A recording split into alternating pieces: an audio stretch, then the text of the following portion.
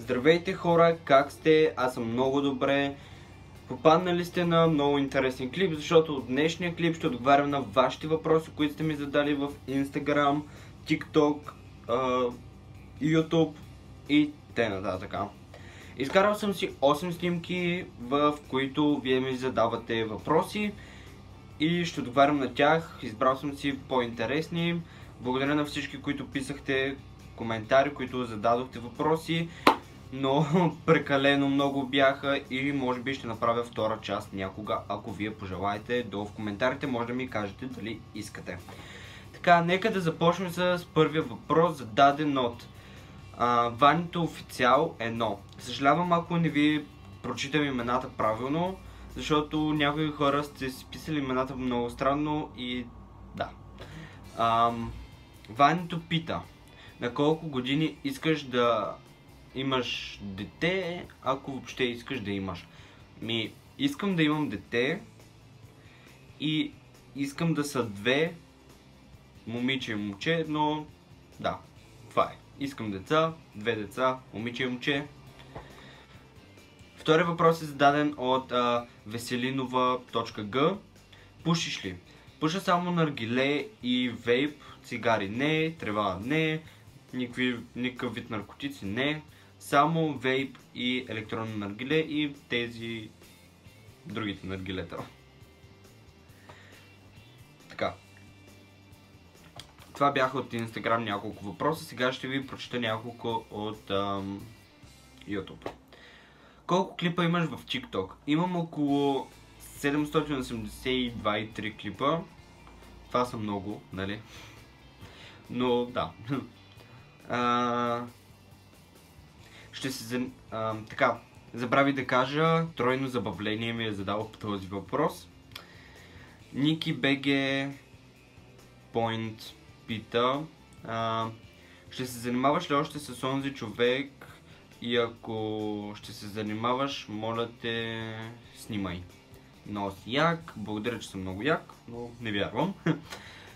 Да, не, в смисъл няма да се занимавам повече, но ще продължавам да качвам някакви клипчета. Няма да се занимавам с този човек, писнало ми е вече, хора, наистина, вярвайте ми, не искам да се занимавам, блокирал съм го от всякъде, всичко от всякъде съм рязал. Така, Софи пита, тя задава 3 въпроса. Ще има ли фен среща? Е първия въпрос. Фен среща, ако ходи някъде, казвам в Instagram. Така че последвайте ме долу, в описанието ще е Instagram ми, или ето тук ще се изпише. Последвайте ме в Instagram, там казвам къде ще съм, или в Musical.ly, казвам къде ще ходя. Ако има някъде фен среща, казвам и да. Ще напишеш ли книга? Е втория въпрос. Хора, мисля, че не съм човек, който трябва да пише книга и който може да напише книга.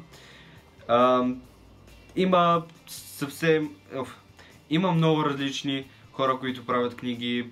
Купете си от тяхните книги, четете ги. Емил Конрад качи наскоро книга. Прочетете тяхните, моите няма да са интересни, няма да има книга просто. За сега. И третия въпрос. Какво стана с онзи писател? Ще има ли още видеа за него? Вече го отговорих. Много си як, пъсъл, обичам те и някакви емоджита. Благодаря и аз ви обичам. И благодаря, че съм готин. Или там як. Добре. Следващите въпроси. Какво стана с мистериален човек? Имаш ли си приятелка? Тайна. Няма да кажа. Тайна. Така. Любака пита. Той е задал доста въпроси.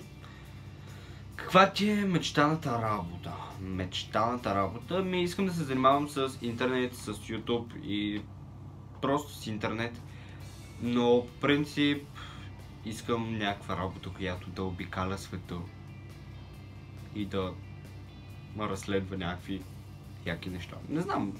Не знам, няма да го мислим това. Каква ти е мечтаната кола? Мечтана кола, всеки ще каже някоя най-хубава. Аз мечтана някаква без покрив, Ей така, през лятото да си джиткам и да ми е супер, да ми е кеф. Не трябва да е скъпа колата за мен, трябва да е готина и да ми върши работа и да ме закара там, където искам. Така, Удака пита също. Каква ти е любимата мечтаната почивка? Мечтана почивка... Като цяло искам да отида навсякъде, просто навсякъде, да посетя всичко. Но почивка бих ходил на почивка на някой остров. Каква ти е мечтаната къща? С дворче голямо, с басейн, на 2-3 етажа, някъде на по-спокойно място, например до морето. Не, че там е много спокойно, да. И така, много си як, продължавай така. Благодаря ти много и ти си много як. Следващия въпрос, на колко години започна да снимаш? Тук имам една много интересна история, която ще ви разкажа. Ами, по принцип, от много малък снимам клипчета. Имах страница в Facebook, която беше с един приятел и правихме някакви скетчове и беше много забавно. И си спомням адски много неща от тогава. И буквално съм бил някъде четвърти-пети клас. И просто беше много зле положението. Гадното е, че тези клипчета вече не съществуват, но ако съществуваха, исках да ви ги покажа, да се посмеем, защото наистина бяха много откачени и много такива готини. Така, колко клипа имаш в TikTok? Това не го ли отговори вече? Отговори го. Така.